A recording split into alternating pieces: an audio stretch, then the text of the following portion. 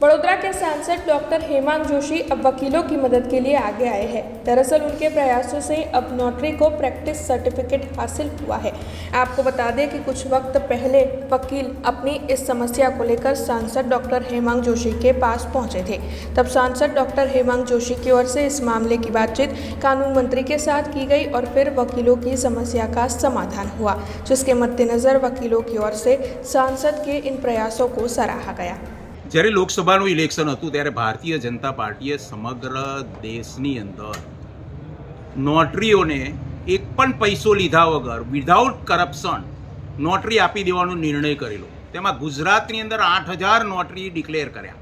એ declare કર્યા બાદ ઘણા લાંબો સમય પૂર્ણ થઈ જવા છતાં પણ પ્રેક્ટિસ સર્ટિફિકેટ ઓફ નોટરી મળતું ન હતું. ત્યારે વડોદરા વકીલ મંડળના એક માજી કારોબારી સભ્ય એક્ટિવ થઈને સંસદશ્રીનો સહકાર લઈ અને કેન્દ્ર સરકારની અંદર રજૂઆત કરી અને લો મિનિસ્ટરને મળી અને વડોદરાની અંદર મારું તો છાતી ઠોકીને કહેવું છે કે આખા ગુજરાતમાં સૌથી વધારે COPના જો સર્ટિફિકેટ આવ્યા હોય તો એ વડોદરામાં આવ્યા છે. વર્ષ 2024ના માર્ચ મહિનામાં નોટરીના લાયસન્સ માટેની જે પ્રક્રિયા હતી એ કેન્દ્ર સરકાર દ્વારા હાથ ધરવામાં આવેલી હતી અને એના અનુસંધાને માર્ચ 2024ની અંદર બધાને અપોઇન્ટમેન્ટ આપી દેવામાં આવેલી હતી.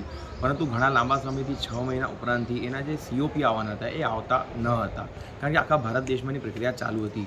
તેવા સમયે મેં ઓક્ટોબર મહિનાની અંદર આપણા વડોદરા શહેરના જે યુવા સાંસદ છે શ્રી હેમાંગભાઈ જોશી એમનો મેં સંપર્ક સાધેલો હતો અને એમને રજૂઆત કરી હતી કે છેલ્લા 6 મહિના ઉપરાંતથી COP વડોદરા શહેરના આવતા નથી, તો એ માટે કાયદામંત્રીશ્રીને રજૂઆત કરવામાં આવે.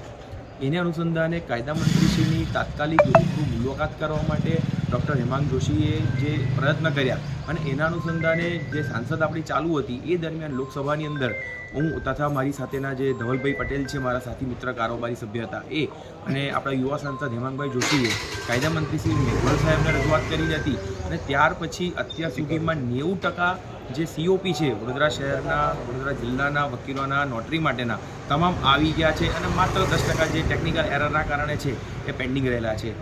हमसे जुड़े रहने के लिए हमारे YouTube चैनल को सब्सक्राइब करें और नई वीडियो की नोटिफिकेशन के लिए बेल आइकॉन को दबाएं।